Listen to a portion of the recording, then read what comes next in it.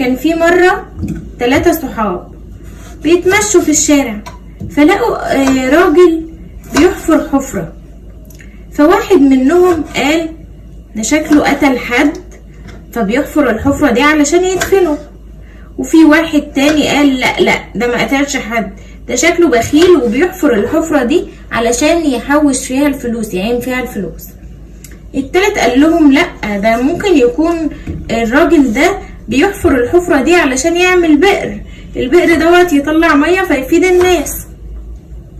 فطبعا كل إناء ينضح بما فيه، اللي جواه كويس بيقول كلام كويس، اللي جواه وحش بيقول كلام وحش. الشخص الكويس بيبقى شايف الناس كويسين، بيبقى متوقع الشيء الكويس، لكن الشخص اللي نيته سيئة بيبقى متوقع ان كل الناس نيتها سيئة زيه. فما نحكمش على حد احنا ما نعرفوش اصلا. هخلص الطماطم وارجع لكم. خلاص كده خلصت الطماطم بتاعتي. هجيب بقى الحلة. احنا النهارده هنعمل ان شاء الله مكرونه سباكيتي واجنحه. هحط شويه زيت بس مش كتير، يعني شويه صغيرين.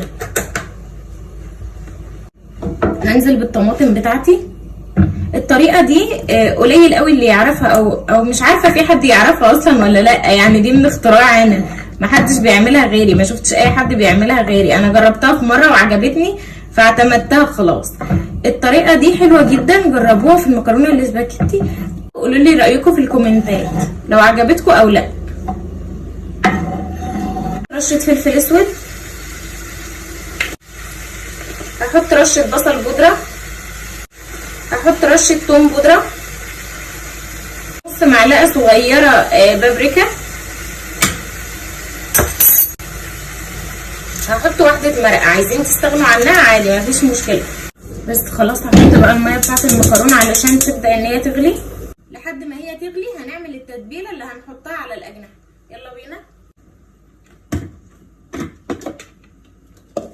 انا عامله ايه بقى للتتبيله؟ عامله بصلايه وسط، عامله طماطمايه، عامله فلفلايه.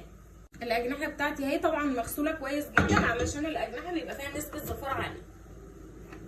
هنزل بالبصل الاول، الطماطم والفلفل.